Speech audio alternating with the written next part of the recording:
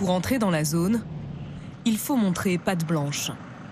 Seuls les habitants les plus proches de la ligne de démarcation sont autorisés à passer le checkpoint. Les montagnes que vous voyez là sont au-delà de la ligne d'occupation. Partout devant se tiennent des troupes russes. Les Russes, qui assurent la sécurité de l'Ossétie du Sud, tombée sous le contrôle des séparatistes en 2008, à l'issue d'une guerre éclair menée par Moscou. Avec son mouvement anti-occupation, David surveille leurs agissements le long de la ligne de démarcation et vient en aide à la population, qui se retrouve parfois dans des situations ubuesques. Bonjour, Mamie Valia, bonjour. Les Russes sont passés par là hier? Ils étaient combien? Regarde les traces. Un beau matin de 2008, au sortir de la guerre, cette vieille dame s'est réveillée avec cette barrière de barbelés au bout de son jardin, coupée du reste de sa famille et de ses terres, situées de l'autre côté. Est-ce que vous vous sentez encore géorgienne? Bien sûr que je suis géorgienne. Ce sont les Géorgiens qui m'aident. Nos ancêtres sont tous dans le cimetière là-haut. Demandez aux pierres à qui elles appartiennent. Au bout de sa propriété, des soldats russes nous surveillent du coin de l'œil. Avec ce panneau, ces barbelés, ils essayent de nous enlever notre terre et de faire régner la terreur. C'est une occupation physique et une pression psychologique.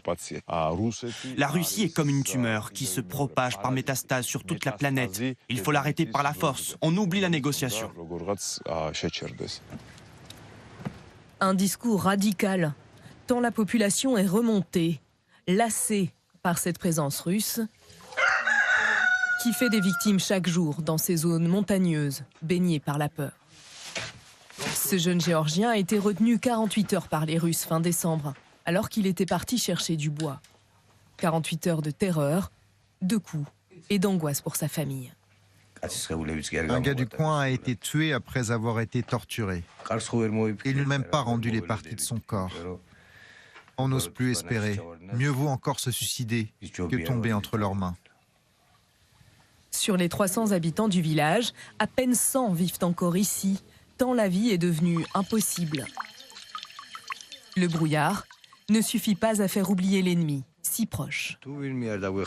Si l'Occident ne nous aide pas, si on n'est pas libéré de cette prison, le village sera complètement vide. C'est ce que veulent les Russes. C'est ainsi. Quand un pays n'a pas de patron, c'est le diable qui l'occupe. L'Union européenne et surtout l'OTAN, seul espoir pour 70% des Géorgiens qui aspirent à y entrer. Au sommet de Bucarest en 2008, l'Alliance a promis de les intégrer un jour. Alors ils mettent toutes les chances de leur côté. Ce bâtiment en construction respectera tous les standards de l'OTAN, comme la Géorgie s'y est engagée. Afghanistan, Kosovo, Irak, Mali. L'armée géorgienne coopère déjà avec l'Alliance sur de nombreux terrains, fièrement. Tout ça vient de l'OTAN et de nos partenaires. Ils utilisent les mêmes équipements ou des versions supérieures. L'idée est de pouvoir combattre ensemble, d'être interchangeables. Et d'espérer qu'en cas de nouvelle attaque russe, ils ne seront pas seuls, comme en 2008.